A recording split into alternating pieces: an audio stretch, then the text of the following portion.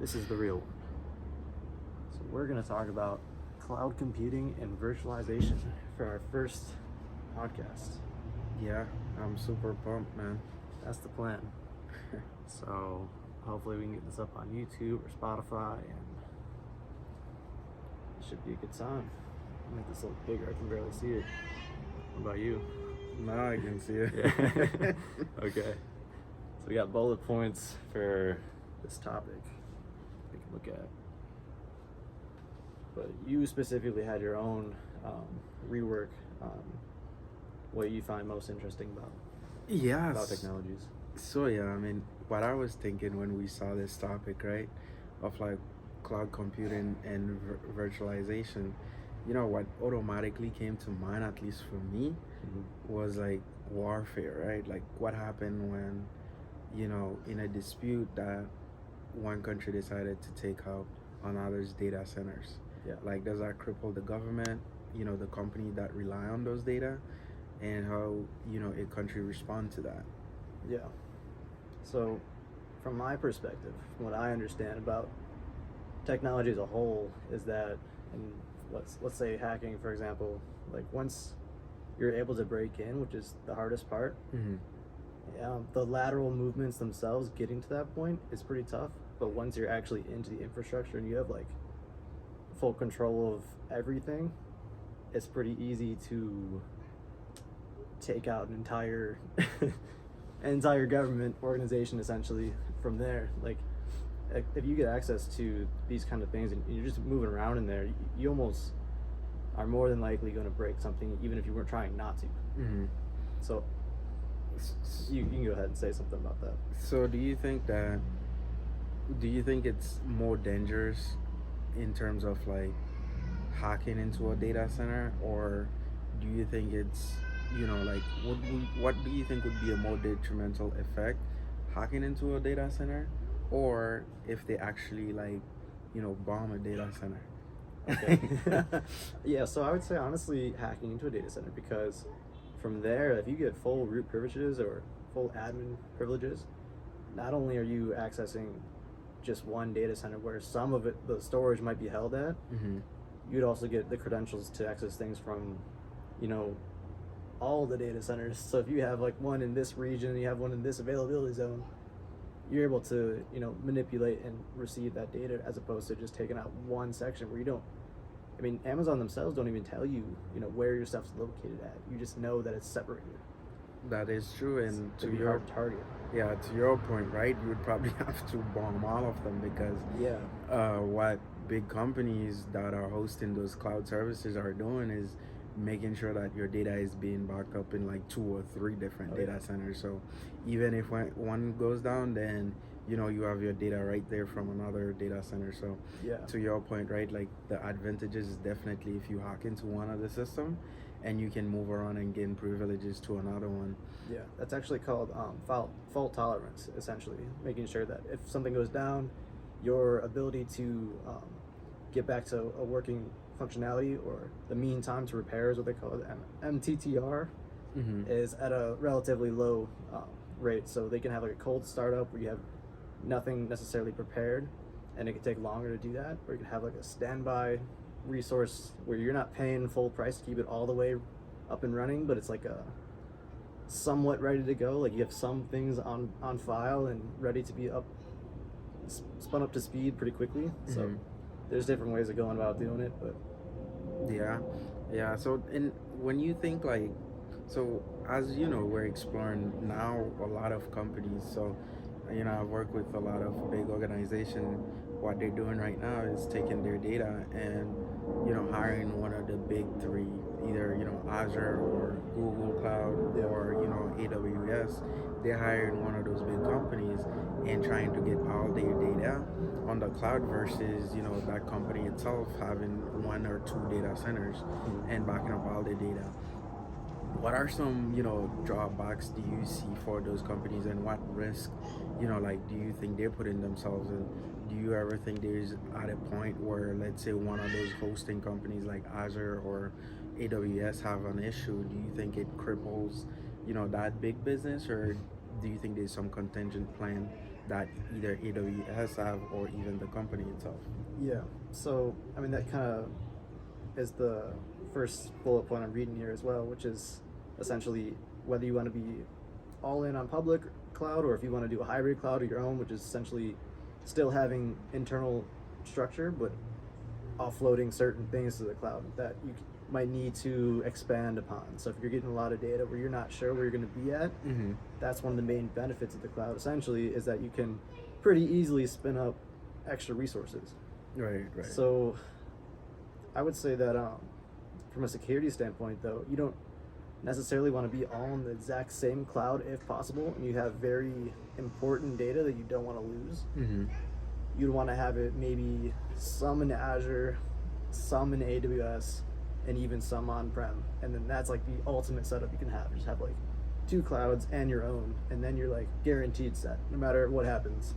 Okay, yeah, But that's anything beyond that might be a little excessive. You don't necessarily need to branch out into 3 separate providers. yeah. I mean, that's an interesting take though, like because you would think a lot of a lot of people build a business on vertical integration where they keep either everything in house or if they're using a certain outside vendor, they try to use one specific vendor. But you're saying in this case it would be beneficial to go with multiple vendors. I think it depends on the importance of your data, for sure. Okay. So you could technically be fine with just going one cloud. They have a lot of different availabilities that are essentially 99.9% reliable, but Mhm. so that technically should be fine, right? But if you want to be 100% secure, then you want to make sure you're branching out into the 3 separate domains. Yeah. So let's take this in a little bit of a different direction. So when people hear virtualization, like at least when you hear it, what's the first thing that comes to mind? Well, when I think of virtualization, I think of creating a separate computer within your computer or within a server. Mm. Mm. At least for me, right? Like when I hear it, I'm thinking, like, I'm thinking of an alternate reality. You know, Sure, yeah. not like we're going to space or anything, but Yeah. I'm thinking about like, hey, you see what's being done with. Um, Actually, that's 2 different things that I'm thinking. But the first thing that came to mind is like when you take one of those like 3D glasses, but that's that I feel like that's a different type of virtualization. Yeah. But that's the thing that comes to mind when I hear virtualization. That's like the Okay. first thing that comes to mind, like the metaverse and the 3D goggles that you have for gaming and Yeah, different no, experiences. that makes sense. I see where you're coming from. Like, metaverse is definitely getting like a different reality. Right. But to your point, right? Like if you're thinking of the corporate world, what virtualization really means Yeah. is, having everything, having this virtual machine that can be accessed anywhere, right? Like that's either on the cloud, or that's within your own computer. But the thing is, you can access it. I mean, a lot of companies, especially with working from home, that's the main thing that's been powering that is being able to remotely access, all the data that you need or all the functionality and the software that you need. Yeah. I guess to just get a little deeper into it, to like break it down farther, is there's 2 separate hypervisors. You can use type 1 or type 2. Mm-hmm. And essentially what you're doing is you're allocating the resources of one, say, server or computer, Yep. and you're separating them into multiple containers. So if you want to separate your database with your server and then your front end, you can Mhm. do that. You can have 3 separate things that are all, holding their own packages. But in order to do this, you're all coming back to that main original server to take its resources, right? Right. So, and that server has to be spun up with like another Linux distribution from the base, or the type 1, for example. It could be like Hyper-V would do that. And that's where like Docker and containerization comes in, where they take away that additional layer. So now you can do directly onto that. They can all have their own separate containers, which have their own necessary resources to pull from. And it's even a little bit easier per se. So that seems to be the way that everybody's moving these days. Yeah, no, I agree. Just working with my teams to your point, right? Like, I mean, it makes it so much more organized too, and so much more easy to like label and actually work with different environment because to your point, you could have the back end and the front end in a Docker container, and you Yeah. could be doing different testing like on both of them at the same time. So it's really useful actually in the Yeah, I think it's pretty cool the fact that they already have pre-built Docker containers as well, so you can pretty much search for anything you want on the Docker registrar and just be like, oh well, I need this spun up super quickly, and then pull it down from your terminal, and boom, it's good to go basically. Yeah, I mean yeah, that makes it really efficient for you know developers for sure. Yeah, Um, but yeah, so to your point, you already touched on like the different Docker containers and the different virtual environment setup. So would you say that's like a huge part of like infrastructure for a company, especially like how they want to balance front end versus back end or different things like that. um what do you mean by that? Can you explain a little bit more? Yeah, so I mean what I mean is like let's say that you're having a startup right now, right? I mean right now it's super small, but when you're Mm. thinking of like, hey, when you have 1,000, 2,000 employee, Yeah. like how do you take virtualization into account from the beginning as well as you know different infrastructure setup to allow you to naturally grow your company. Yeah, well, I guess containerization isn't necessary for every single company. Like if you have a really small company, Mm-hmm. it's not something you have to really even think about, because maybe you're not having 50 different developers working on it, and those dependencies won't be that hard to like spin up from a few different areas, as opposed to like you're communicating with a bigger group, and that's when like Kubernetes and orchestration, all that stuff gets thrown into the mix. But that's not, it's not necessary for every startup, especially. You could do just fine with it, you know, PHP backend connecting to your database and make little changes here and there, and not have to like worry about anything massive and still be relatively successful. Yeah, that makes sense. So It's case by case for sure.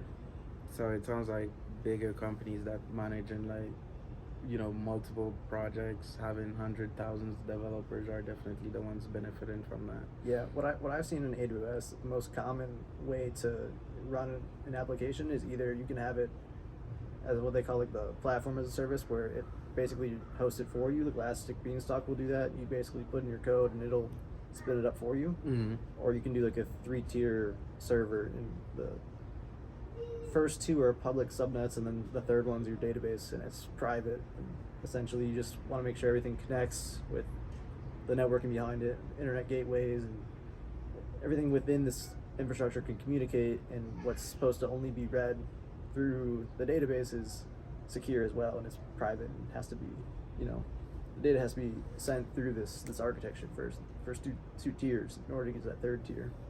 Yeah, well, that makes sense. So, I mean, I just want to touch on that bullet point right there, right? Like, I mean, in your experience, what would you say is the most challenging part of managing like and securing, cloud-based environments? Um, I think for me personally, what I found difficult is looking at some of the policies. Like a lot of it's all written in JSON, so that's kind of the go-to language for communicating about how you want to have your policies written. Mm-hmm. So you have to just be really up to date with like what the best security practices are and what needs to happen. So, like for example, if you want to give someone admin privileges, you can go in and just connect to them with a role on there. Mm-hmm. Boom! Now they have admin policy, right? But maybe that's too much. So you have to narrow it down. Like, okay, maybe they only need to work on like database. They give them the database role, for example.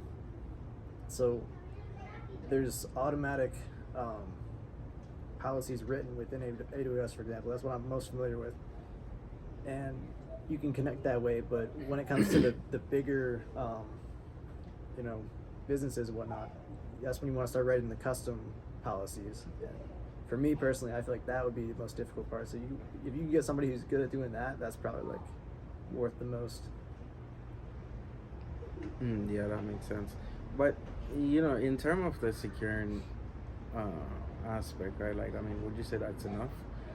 When would that just be enough, right? To just like have policies that assign certain roles on who's admin and who's not. Like, what about additional security layers for protecting the different environments in your data? Yeah, well, that's definitely a preventative measure. So you're trying to, prevent what's going to happen in the future, which is where if you give someone admin privileges who's not supposed to have them, they can, therefore manipulate or do something to the infrastructure you don't want to have happen. But then you have to look at the other side of that, which is what happens if that does happen, right? So say all your EC2 instances go down, or you realize there's malware on your server. Well, you have to make sure you isolate that and then restart it, and look through and extract whatever you can in order to fix that situation. So that's another side of it. You want to make sure you have someone good who's able to get in there, and as soon as there's an issue, separate it so it doesn't spread farther, do more damage. That makes sense. Yeah, no, that makes perfect sense. Yeah, I mean, what else we got for today? Looks like there's a few more bullet points.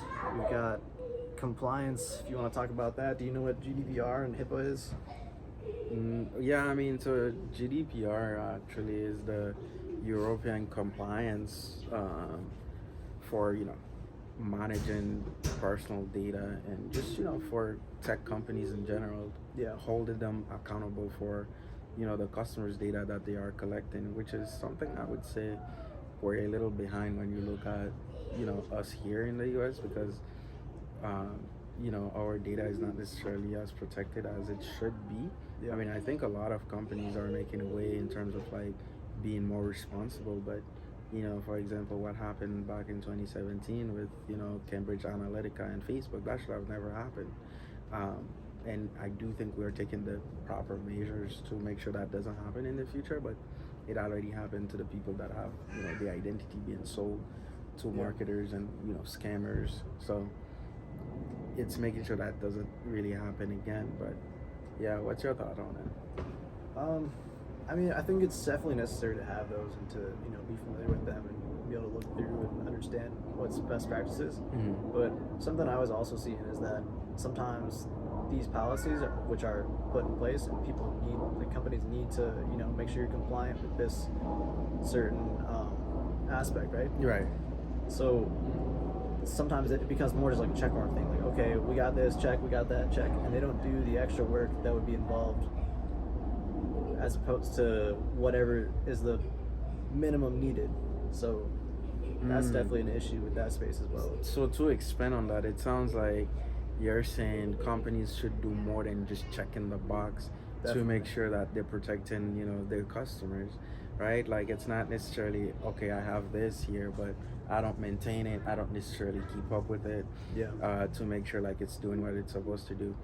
Yeah, I mean, that's another huge point, because you can have those policies in place and companies choose to just check the box and not necessarily protect the customers the way that they're supposed to. And when things go wrong, they just blame it on, hey, we did what we're supposed to do and we didn't foresee this. Whereas they could have taken a preventative measure to make sure it didn't happen in the first place. Yeah, I mean, the way I see it is kind of like, coming back to our original point, which was once you're into the infrastructure, it's so easy to get around and destroy everything. So you really want to focus on that first barrier, the biggest barrier. You just keep building up more and more measures like MFA, and make sure there's multiple passwords have to be, it gets a notification if someone tries logging in 20 times, something like that. Right. So there's all these measures put in place at first to make sure that never happens. And I think, they can go a little farther than some of these compliance policies say. Yeah, I completely understand. But what do you see? What do you see like the future of virtualization and cloud computing? Like, what does that future look like? Yeah, I think serverless is definitely a big thing. So explain that a little bit, serverless, actually, because I mean, I don't think I've heard that personally. So that's the first time I'm hearing about it. Yeah, so I mean, for AWS, they have, rather than having to deal with the whole back end, you can essentially have things up and running on their own, and you just worry about the minimum amount of efficiencies per se Mm-hmm. related to that problem. So you can have like a Lambda function as a serverless, and it can, you write up a certain script and it'll manipulate whatever infrastructure, whatever you want to have happen with that script without any back end running. And I mean, there's various other serverless components they have, and that just seems to be the way that everybody's moving towards. They want to have less hands-on with the back end infrastructure and just more deal with what's in the forefront. So it sounds like a lot of companies are moving towards having UI folks designing the user interface and actually handling that part. But what happened in the back end, they don't necessarily want to deal with that. Like when you're thinking about all the data processing, all the APIs that are making sure the UI is doing what it's supposed to do, you're saying that they don't want to necessarily handle that part.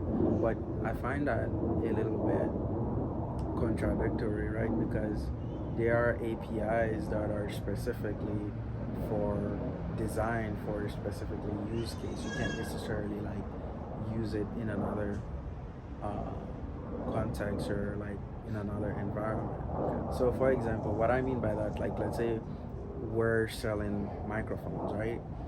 Me and you are selling microphones. We're a huge company. We're designing a bunch of APIs to communicate with different vendors or different like inventory management system. Like that's not necessarily, you can't necessarily use that for someone, for example, that is in healthcare. Like how do those big companies like are actually handle that huge difference in like industries, I guess? Man, it sounds like you'd have to write up a new API every time. So, what kind of